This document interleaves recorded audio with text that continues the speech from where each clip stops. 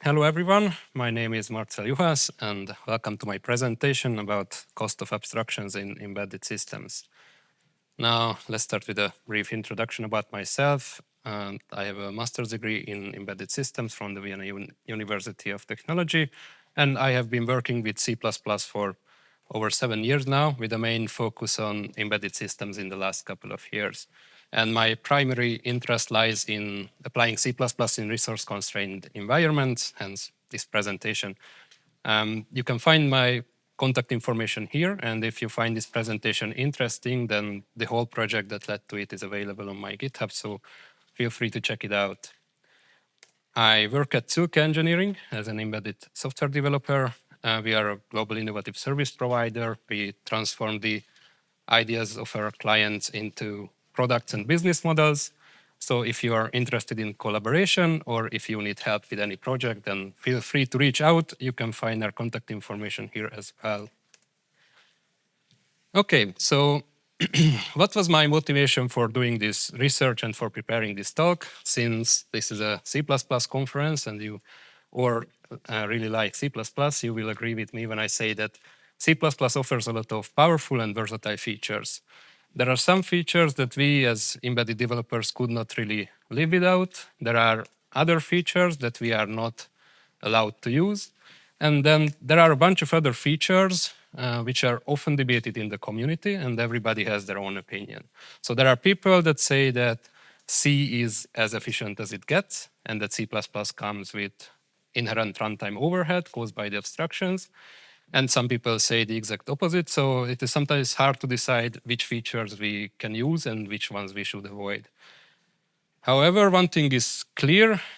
If you're talking about embedded systems, then one of the most critical factors is overhead. Overhead in terms of memory usage and runtime performance, as both the available memory and execution times can be limited resources for certain embedded systems applications.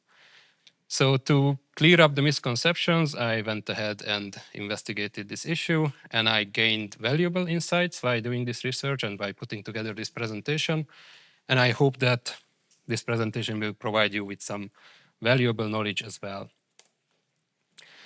Okay, first and foremost, it is important to point out that this topic will be discussed from an embedded systems point of view.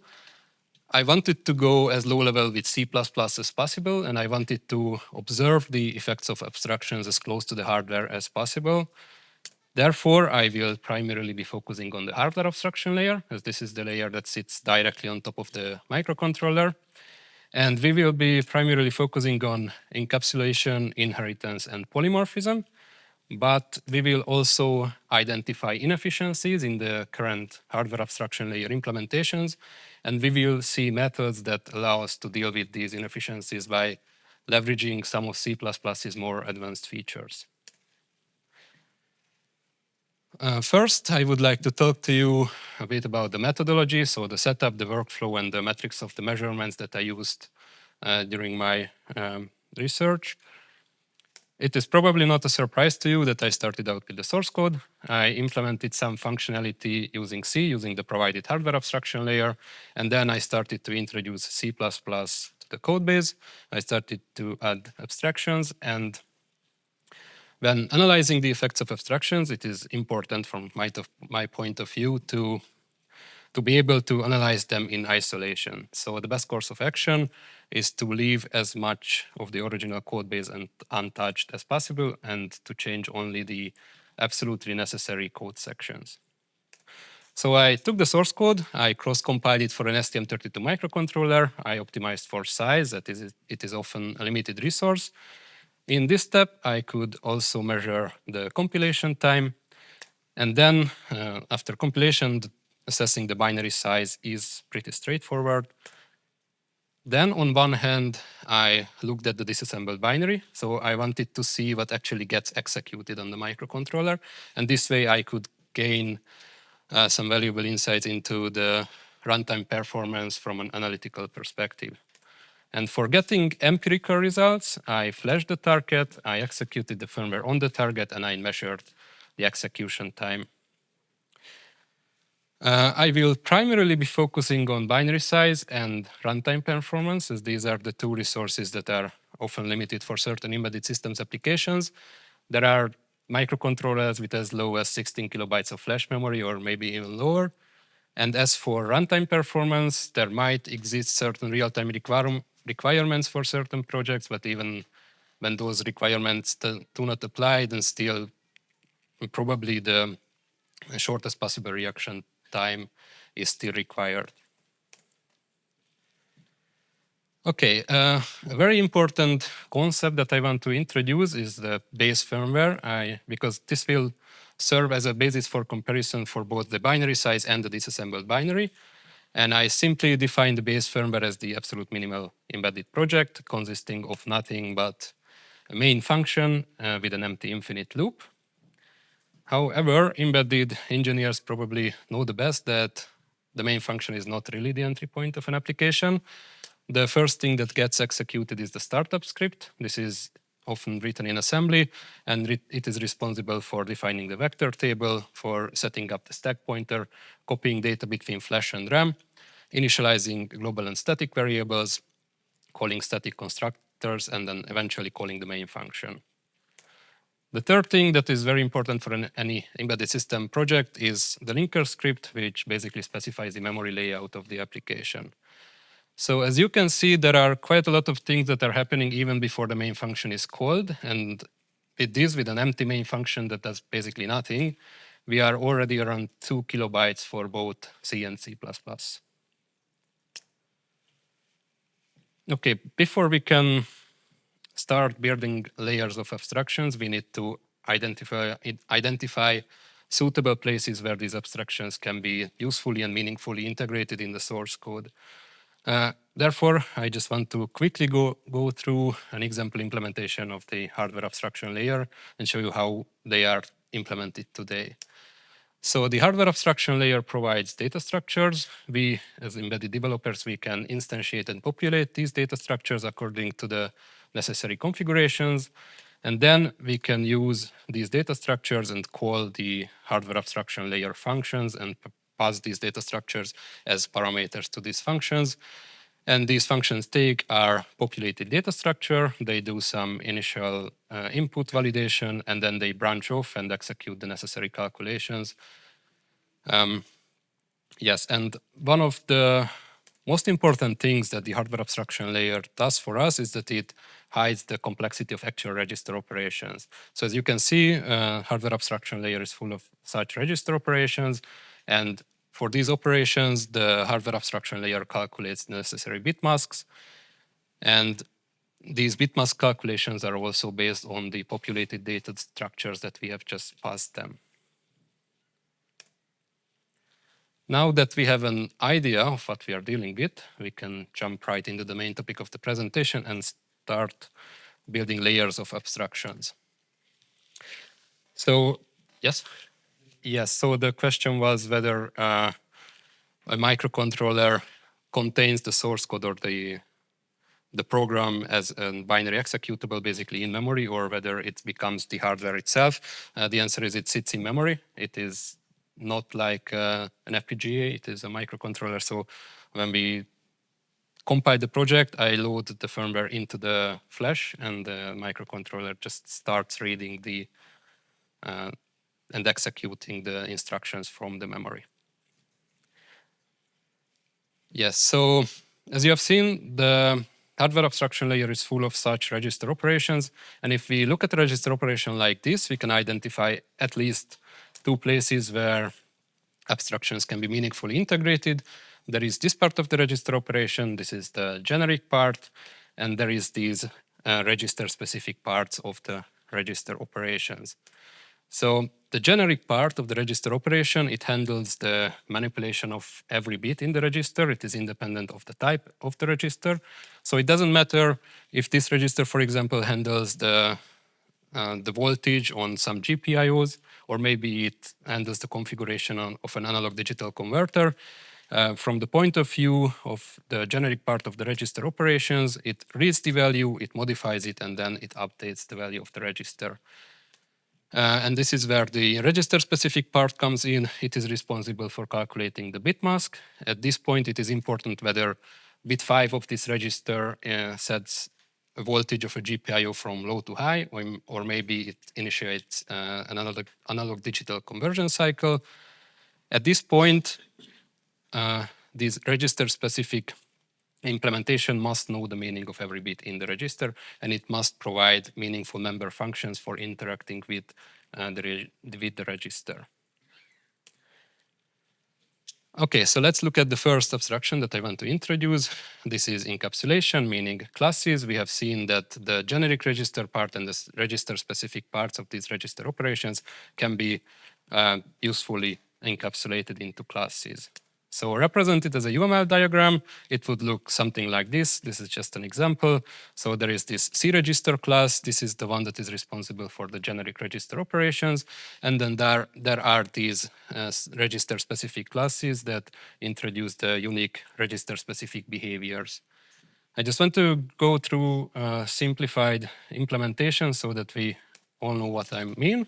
So the C register class, as I've said, this is responsible for the generic register operations, and every register of a microcontroller is mapped into memory. This means they have a memory address so that they can be accessed via a simple memory access operation from code. This also means that every register must have an address in memory, and this is now stored as a member variable. And as I mentioned before, this class is responsible for handling the registers in a generic way. This means setting the whole register, setting only parts of the register based on a bit mask. We will get to it later, clearing the register and other operations like that. As for the other register classes, these are the ones that are responsible for the unique register-specific behaviors. And these are still registers, so at the end of the day, they will have to set the actual value in the actual register. And it probably already occurred to you that this would be the textbook case for inheritance, but just wanted to remind you that I wanted to analyze the effects of abstractions in isolation, and we start out with the encapsulation, so we will get to it later. These classes are responsible for calculating the bit masks that are used for in the register operations. And these classes also provide some useful and clear interface for interacting with the underlying register. So for example, here, calling the set mode function with the corresponding enum values can be much clearer and more readable than just shifting some bits around. Okay, so applying these changes to the code base, we already get to a more readable and clearer implementation. And there are no more bit mask calculations all over the code, and there are no more exposed register operations. Before I answer the question about the cost of this abstraction, I just wanted to mention this nice side effect of encapsulating the register operations this way, because you have seen that the hardware abstraction layer is full of these register operations. And these register operations, they are accessing fixed memory locations. These fixed memory locations are the addresses of the registers in memory. And you probably all know that desktop applications do not really like it when you're accessing memory that is not yours. So generally speaking, these firmware applications cannot be executed on the host machine. But when the register operations are encapsulated this way, then this also means that all of the memory access operations are centralized in this single class. And this allows us to simply replace, or in other words, to mock the implementation of this common C register class. And I've also used this feature while putting together this presentation, or while putting together the source code for this presentation, because one time the analog digital converter produced some suspicious values, and I wanted to find out what went wrong. And you probably know that testing on the target can be quite complex and time-consuming. And this way, I could simply replace the C register class's implementation with one that did not access unknown memory anymore. It simply logged which addresses I was accessing, which values I was writing to which addresses. I could compile this code on my host machine for my host machine. I could execute it directly, and I could see the output, and I could find pretty fast which configuration steps I was missing. So this is just a useful side effect. But back to the original question, what is the cost of this abstraction? The answer is nothing. It compiles to the same binary as the original C code. And I think that this is quite a good price to pay for all of the benefits that we have just gained, like readability, maintainability, and even testability. This is all nice and good, but for me personally, it makes more sense for the register classes to have static member functions so that I can call these functions without having to instantiate the objects first. From a technical point of view, this is possible because the registers don't have internal states anyway, and personal preference, but for me, this code is more readable. So from looking at the implementation, it is quite straightforward. I just made the C register object static member of the specific register classes, and I have also made the member functions static as well. When I compile this code, I noticed a slight increase in binary size, and this increase might not seem much at first sight, but if you can remember back to the beginning of the presentation, we have discussed that the base firmware's binary size was already around 2 kilobytes. So the difference in binary size increase is quite significant. And of course, I was wondering why this increase happened. So I looked at the disassembled binary. And what I found that a routine with this prefix appeared in the binary. And if you think about it, it makes quite a lot of sense because what we have just done, we have made the C register classes static members of the specific register classes. This also means that these objects now have static storage duration. And static storage duration means that their lifetime must begin before the main function and must end after the main function. And subsequently, this also means that there must exist some piece of code that is responsible for initializing these objects. And if we look at the binary, if we look at the application, we can see that there is a part that executes before the main function is called. And this is where the startup script or the startup code is executed. This is also where the C runtime initialization happens. And this is also where the global and static objects are constructed as part of the C++ runtime initialization. And this is exactly what this function is responsible for. Now, I also must add that this would not affect the runtime performance of the application because this code is executed only once before the main function is even called. It only increases the startup time and it increases the binary size slightly. So the question is, can we get rid of this binary size increase while still keeping the static function calls? And the answer is yes. One option that we have is to make the C register class a templated class and to pass the address of the register as a template parameter. Now, from a technical point of view, this makes sense if you think about it because the addresses are not runtime variables. They are known at compile time and they do not change at runtime. So it's definitely at least a choice to consider. Now, when I compiled the code again, then the binary size returned to the original and the binary contained the same content as the original C code. Now, the question that maybe you're asking, at least I was asking this question, why did this actually help? Because the C register objects are still static objects. Why don't they have to be initialized now before the main function as they did have to be initialized before? And the answer to that lies in the templates. So if you can remember, every register has an address in memory. And in the original implementation, what I did is that I added a const member variable for the address. But we have to remember that const in C++ doesn't mean a compile time constant. Even if it leads to undefined behavior, you can still change the value of a const variable at runtime. But passing it as a template parameter, this now means that this is a compile time parameter. And now these classes, so the C register class is fully defined at compile time and the compiler can do a lot more optimizations for us. Okay, so we have looked at encapsulation. Now let's see what inheritance brings to the table. As I've said before, this is the textbook case for inheritance. There is the C-register class, it is the place class, it handles the generic register operations, and all of these other register-specific classes, these are still registers. They need to have access to the generic register operations, but they also extend the behavior of these registers by their unique register-specific implementations. The implementation here again is straightforward. It is a simple inheritance. I've just made the C-register class a base class for every specific register class. Other than that, it stays the same.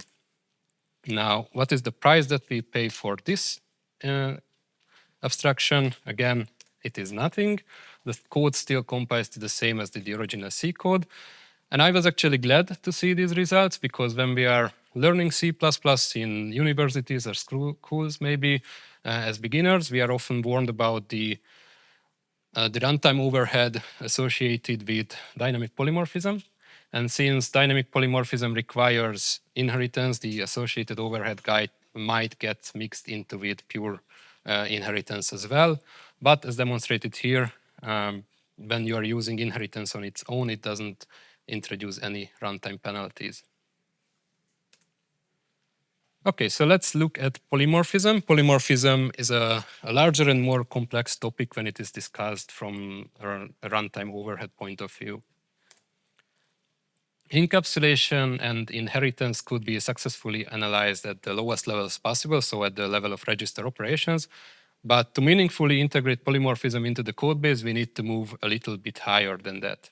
So let's imagine this very common scenario where we have an embedded system application in the form of a printed circuit board. So somewhere on this PCB, there is a microcontroller, and there are a number of peripherals interfaced to this microcontroller.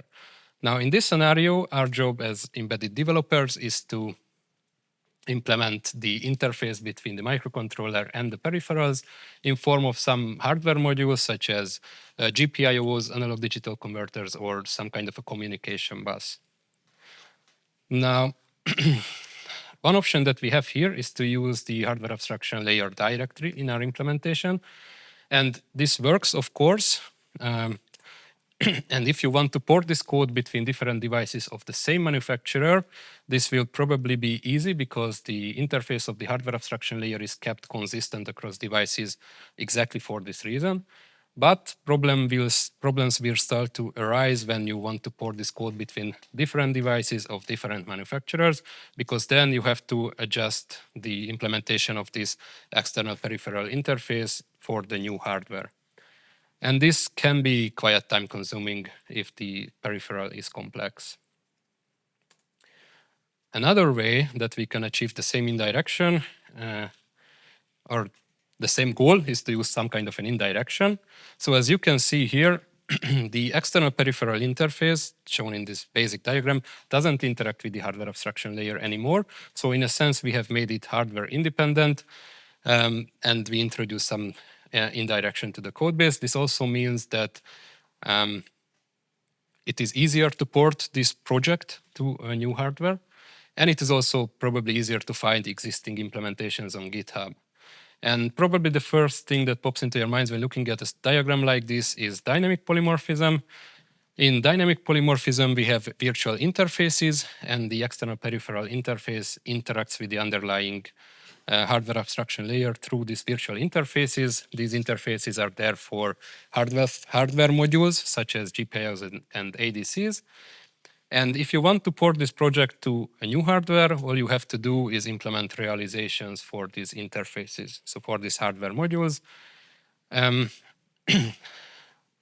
Yeah, so I think that this is the level where polymorphism starts to make sense, and this is also where I analyzed its effects. So let's look at an example, a simplified example implementation. So as I've said before, we have interfaces such as this IPIN interface. This is an interface for a hardware module. This is an abstract class, and it provides the necessary virtual functions so that you can interact with the underlying hardware. The CLED class, in this case, is the external peripheral interface. Probably an LED is the simplest device that you can interface to a microcontroller, but it will be sufficient for demonstration purposes. And as you can see, this CLED class doesn't use the hardware abstraction layer directly in the implementation. What it does is that it interacts with the underlying hardware through the IPIN interface. The CPIN class, this is the class that uses the hardware abstraction layer directly in the implementation. So this piece of code interacts directly with the hardware. And this is the piece of code that you have to re-implement if you want to port to another device. But of course, it can be a lot less work to port this piece of code than to port all of the other implementations. At this point, knowing your language, knowing your compiler flags, and knowing your compiler becomes important as well, because as you can see in this diagram, whether runtime type information is included in the binary, it makes quite the difference when it comes to binary size. And it is probably always best to read into the documentation of the compiler, but as for GCC, it states that if type ID and dynamic cast are not used, then runtime type information can be excluded. So if we look at the implementation without runtime type information, that we can see from the binary size that it compiles nearly to the same binary as did the original C code. There is a slight increase in binary size. This means that there is some difference in the binary. Of course, I wanted to see what this difference was, so I went ahead and looked at the disassembled binary. And all I could find is that the set and the reset functions, so these are the implementations of the virtual functions, these functions were not inlined in the binary. This was strange to me and a surprise, because when we are talking about dynamic polymorphism, we are often talking about the indirection in the code. So we are talking about virtual table and we are talking about virtual function calls, but these were nowhere to be found in the binary. So what happened to this promised overhead? The answer is devirtualization. So in short, what devirtualization does is that it is the process when the compiler can decide statically at compile time which functions it should be calling so that it can produce a direct call to that function instead of calling the virtual functions through the interfaces. And in my scenario, this is exactly what happened, as also shown in this code snippet. Both the CPIN and the CLED objects are statically allocated, so the compiler could decide at compile time which functions it should be calling. Now, to give you the full picture, I also must add that devirtualization works to a different degree for different compilers. Some compilers can do a deeper analysis of your code and resolve deeper indirections, while other compilers simply cannot. So for this reason, I also wanted to look at the textbook case of dynamic polymorphism, and I wanted to see what the actual overhead of a virtual function call is. Now, I modified the source code so that I created a scenario where devirtualization cannot apply. I compiled it and I looked at the disassembled binary, and I could find the virtual function implementations. So if you can remember back, these are the set and the reset function of the CPIN class. These functions are simply residing at some memory location in the binary. When I looked further, I could also find the virtual table. The virtual table is nothing magical. It's simply a block of memory. It sits somewhere in the binary, and it contains the memory addresses of the virtual function implementations for a certain class. So don't get deceived. I'm not lying. These are actually the addresses of those functions. Only the least significant bit is set to 1, and this is only for the thumb instruction set on STM32 microcontrollers. For jump instructions. Let's look at the disassembled binary and see what the overhead of such function calls is.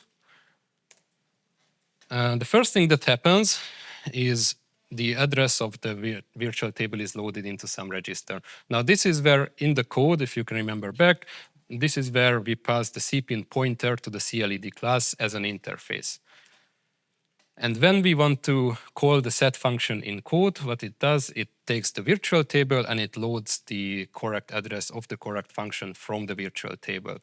And when we have the address of this function, the execution simply jumps to this address, effectively calling the function. The set function doesn't take any input parameters, so there is no parameter passing in this example. This would be the overhead of simply calling a virtual function through the interface. This overhead doesn't seem much at first sight, but it prevents a lot of compile time optimizations down the line. So the question is, do we have any other option to implement a similar indirection, potentially without any runtime penalties? And the answer is yes. Modern C++ offers a new solution to deal with this kind of indirection, and this solution is guaranteed to be resolved at compile time. So we can use concepts instead of the traditional virtual interfaces.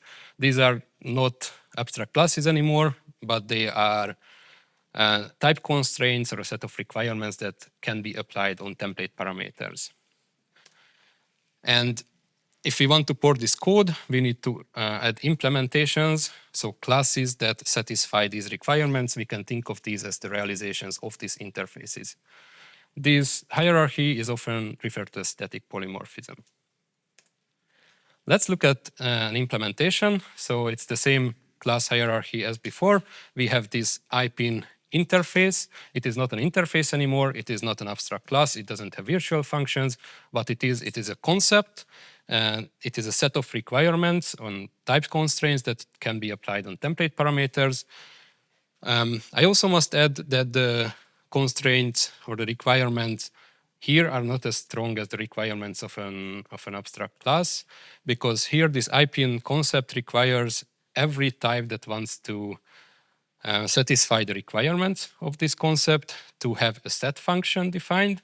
This set function must return void, and it must be callable without passing any input parameters. So this is the key difference, that it doesn't state that the set function cannot take any input parameters. It states that it must be callable without passing any. So if we had a function, a set function that takes an integer input parameter with a default value of 0, that would satisfy this requirement, because that function is callable without passing an input parameter. And similarly, if there is a function that if we require a function to take an 32-bit unsigned integer, for example, and we have a function that takes an 8-bit unsigned integer, that would also satisfy the constraint, because there is an implicit conversion between the types. So the CPIN class, this is the class. You can think of it as the implementation or realization of the IPIN interface. But it actually is. It is simply a class that satisfies all of the requirements stated by the IPIN concept. So it has the set and the reset functions as the IPIN concept requires them. And sorry, I missed out. With this additional static assert, it's optional, but we can also explicitly state what we want to achieve here. So the CLED class, this is the implementation of the external peripheral interface. This is now a templated class. This will work for every type that satisfy the requirements stated by the IPIN concept. And if you instantiate this class with a type that doesn't satisfy all of the requirements, then you will get a clear and understandable compile time error message, and not these cryptic error messages that we are used to when dealing with templates. And maybe it's not that clear here, but in this code, there is no more runtime indirection. All of this relationship is resolved by the compiler at compile time. So what is the price that we pay for this abstraction? Again, it is nothing. It compiles to the same code as did the original C source code. And I personally really like this method, because I think it has huge implications on how we write portable code for microcontrollers. Because this allows us to implement hardware-independent external peripheral interfaces or drivers with guaranteed zero runtime overhead. Okay, so we have looked at encapsulation, inheritance, and polymorphism. Now, in the next part of the presentation, I want to look at firmware architecture, why it matters, and why architectural decisions can affect runtime performance as well. It is important to point out that so far we have discussed the effects of abstractions in the hardware abstraction layer, but the truth is that we embedded developers don't really modify the hardware abstraction layer. We usually take it as is, and C++ is introduced as kind of a wrapper around the hardware abstraction layer, upon which further software architecture can be built. Now, this is a huge topic. I don't want to go into details with binary analysis and source codes. Instead, I want to approach it from a different point of view, and I want to talk about why architectural decisions matter. And we have already seen that the abstractions, so encapsulation, inheritance, and polymorphism, introduce very little to no overhead. So this wouldn't be any different here either. So to better understand what I'm talking about, let's imagine this example. We have a microcontroller. We have a 7-segment display interface to this microcontroller. And if we wanted to change the number displayed on the 7-segment display, what we have to do is we have to change the voltage levels of the pins of the microcontroller. If we want to be efficient about it, then optimally we want to minimize the number of register operations. So the most optimal way is to use a single bit mask to clear all of the necessary bits in the register, and then use another single bit mask to set the bits to the desired values. This is considered to be one register operation, and this is how the hardware abstraction layer deals with these operations. But if you are thinking in terms of abstractions, then at first sight at least, it makes sense to encapsulate the behavior of a single GPIO into this C-pin class, because this will provide a clear and understandable interface for interacting with a single GPIO. However, if we go with this architectural decision, then we can only modify the value of one pin at a time. So this means we take the first pin, we change it, so we clear its respective bit in the register, and then we set it to the desired value. And then we move on, we take the next pin, again, we clear its respective bit, and we set it to the desired value, and we do this over and over again until the last pin is set. Now, as you can see, we have just achieved the same goal that we did before with the single register operations, but instead of a single register operation, we have used 8 register operations. And if we are talking, or if we are thinking in terms of a wrapper around the hardware abstraction layer, then the case is even worse, because we have just made 8 function calls to the hardware abstraction layer, and this will introduce a huge runtime overhead. Not to mention that between setting the first pin of the register, or first pin of the GPIO, and setting the last pin of the GPIO, there are invalid values displayed on the 7-segment display. So in this scenario, it would probably be a far better architectural decision to use or to operate on a port level or pin collection level, because this will allow us again to set all of the bits at the same time with a single bit mask. So use a single bit mask to clear all of the bits, and another single bit mask to set them to the necessary values. This is far more efficient, and what I want to get to with this simplified example is that the potential overhead caused by bad architectural decisions is probably far more significant than the overhead caused by C++ abstractions. So we are probably worried about the wrong thing. In the remaining part of the presentation, I want to look at how a traditional hardware abstraction layer is implemented. I want to identify the inefficiencies in these implementations, and I want to show you methods that we can use to deal with these inefficiencies. At the beginning of the presentation, I've already shown you this source code. This is how a current hardware abstraction layer implementation looks like.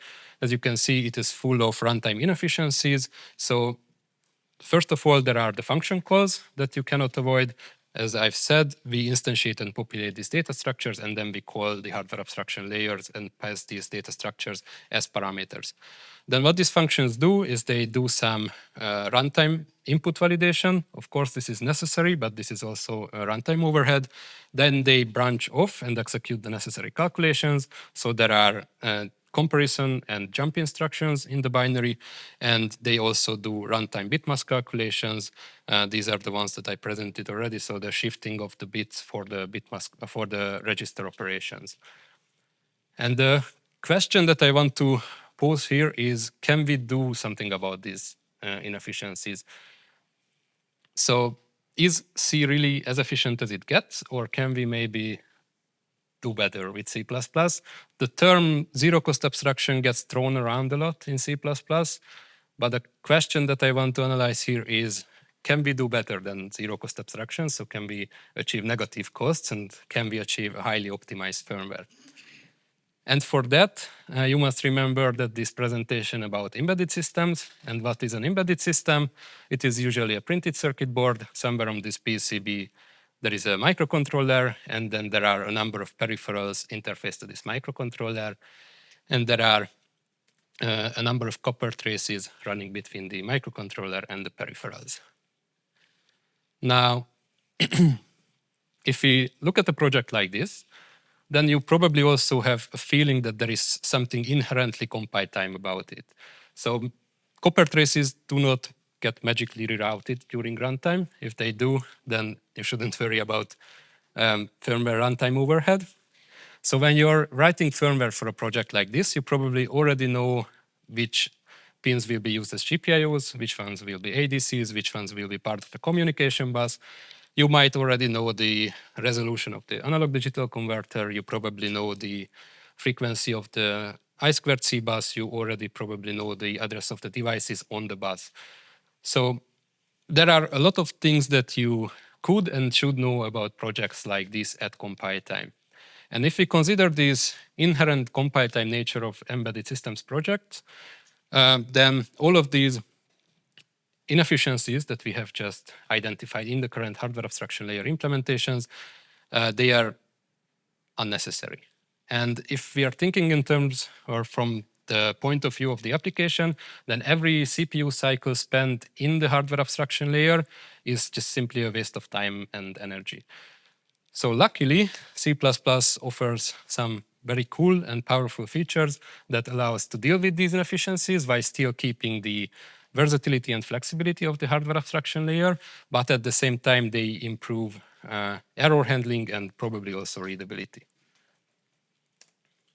Okay, so what I did to prove the power of C++ is that I implemented this example project on a breadboard. So I had some analog inputs. These were just simple potentiometers so that I can set them by hand. But you can imagine that they could just as well be measuring some kind of a physical value, such as temperature or humidity. As for the outputs, I hooked up some LEDs. On one output, there is an LED array. You can think of this as some kind of a level indicator. And on the other output, there is a single LED. This is controlled by a pulse width modulation signal. And you can think of this as a pump control signal or ventilator signal. The point that I'm getting at that although this is just an example application on a breadboard, you can just as well imagine that this could be a real life device somewhere. And what the firmware does is that it initializes the peripherals and then it goes into the infinite loop.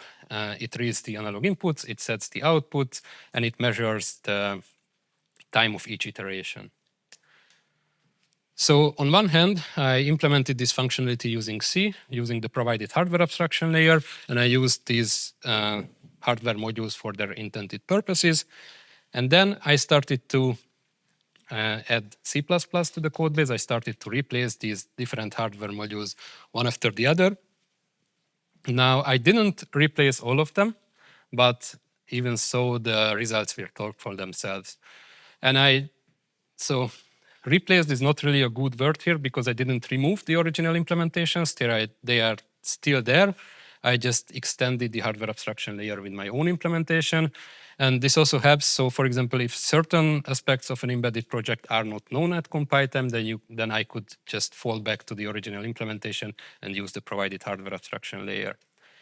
I also must add that some of these features that I will present you are probably not usable in highly dynamic embedded systems applications, but they are also not unique to embedded systems. I think it is more apparent here because of this inherent compile time nature of embedded applications, but I believe that some of these features can be used in other areas of software development as well. So if in your project you have something that could be evaluated at compile time, then I would argue that it should be. Okay, let's look at some of these features. So of course, the first feature that I used is the C++ style system itself. It is very powerful and it shouldn't be underestimated. One example that I want to show you is enumerations, because as you have seen in the original hardware abstraction layer implementations, enum values are often used. And unlike C enumerations, C++ enum classes are not plain integers anymore. And there is no implicit conversion between the enum values and the underlying integral types. So this also means that you have to put in extra effort to introduce some kind of a bug into this type system. So it is much less error prone. Now, two very important and very powerful tools in our arsenal are templates and concepts, because templates allow us for compile time parameter passing. So if you know the function of some GPIO, or you know certain aspects of an embedded system project at compile time, then it does make sense to pass these parameters at compile time so that the compiler can see them. And this is where concepts come in really handy, because as we have discussed, concepts are a set of requirements or type constraints that can be applied on template parameters. This is also true for non-time template parameters, so we can use concepts to push the runtime parameter validations to compile time. And of course, it is true here as well that if some values are outside the range, outside the accepted range, then you will get a clear and understandable compile time error message. The next thing that I used is another newer feature, which is immediate functions. These are guaranteed to be executed at compile time. And I used these functions extensively for pushing runtime bitmask calculations to compile time. And when these functions are used in combination with templates, potentially template parameter packs, and fold expressions, then they also allow you to calculate the bit masks for a collection of pins at the same time and not just a single GPIO. And when we are thinking in terms of an embedded systems application, then again, if we already know the configuration of the clock or of the ADC, then there is no excuse to calculate the bit masks at runtime. You can simply calculate them at compile time, and then the binary, or in the binary, the code can use the pre-calculated values. Yes? Okay, so the question was, does the C compiler not optimize these shifting operations? The answer is yes, it does, as long as you do it in a clear way. So for example, if you do it in the main function, then of course the C compiler sees it and it will optimize that operation. But if you call the same function multiple times with different input parameters, then the C compiler will just simply put that function in the code as a function, and it will call the function, and then all of these calculations happen at runtime. Yeah, so the last thing that I want to mention is C++ 17's compile time branching, so compile time if statements. So if, again, the configurations are known at compile time, then there is no excuse for doing branching operations at runtime. So using const exp if statements, you can not only save the comparisons and the jump instructions, but the code sections that are not active are also not included in the binary. So this could also potentially save some memory space as well. And by actively using these C++ features, just to iterate over them quickly again, we used templates for compile time parameter passing and concepts for compile time parameter validation. We have used immediate functions to push otherwise runtime bitmask calculations to compile time. We have used const exp if statements to do the branching, or as much of the branching at compile time as we can. And with all of these operations or optimizations applied, and this is where I also want to just get back to your question.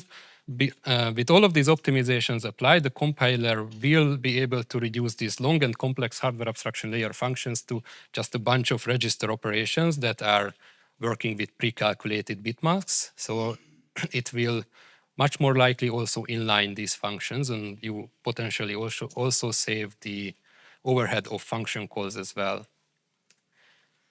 Now, as I said, I implemented this project in C with the original hardware abstraction layer, and I also implemented it with my own optimized hardware abstraction layer using C++ that I optimized for this inherent compile time nature of embedded projects. And as you can see, the difference is quite significant. So I saved around 2 kilobytes of binary size, so this is around 20%. And if you can remember back to the beginning of the presentation, as I've said, there are devices with as low as 16 kilobytes of flash memory, maybe even lower. So if the application got more complex, then this difference could eventually also decide if it fits into flash or not. And the difference is not only significant in binary size, but it is also substantial in runtime performance as well. Here you can see that it also saves around 20%, because while the original C implementation could do 4 iterations, the new one can do 5. So it's a 20% increase in runtime performance as well. Now, one last thing that I just want to run through very quickly for the sake of completeness is code bloat, because if we are talking about the overhead of C++ abstractions, then code bloat is one thing that often comes up. And in the previous example, I used templates extensively because the premise was that there were some aspects of the project that are known at compile time. Now, if this is not the case, so if, for example, the configuration of the oscillator is not known at compile time, or maybe it can vary at runtime, then it is not a good idea to call the templated functions. This is where you fall back to the original implementations, because if you call the templated functions, then the compiler will produce three distinct function calls for every, or one distinct function call for every specialization. So in this case, 3 functions for the 3 specializations. And this will, of course, increase the binary size and the compilation time as well. Okay, so there are a couple of conclusions that I want to throw here, or that I learned by putting together this presentation and by doing this project. One of these is that zero-cost abstractions work. They work even so close to the hardware, so at the level of register operations as well.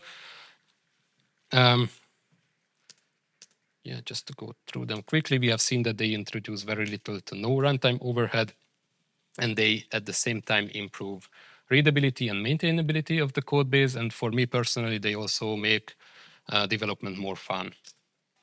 We have also seen that firmware architecture matters. The architectural decisions matter even so close to the hardware. We often think about software architecture as a way to organize code for readability and maintainability. But as shown here, it can also have a huge impact on runtime performance as well. We have also seen that in certain scenarios where some of the aspects of a project are known at compile time, then we can even go beyond the zero-cost abstraction concept of C++, and we can achieve a highly optimized firmware application by pushing some of the traditionally runtime operations to compile time. And finally, I just want to add that I think that C++ is very useful for embedded systems applications. And it is my personal wish for the future to see more support for C++ in the hardware abstraction layer as well as in the embedded community. And I would encourage everyone to use more C++ for embedded systems. Thank you for your attention. I hope you enjoyed this presentation. And if you have any questions, feel free to ask them now, or you can also find me later. Thank you.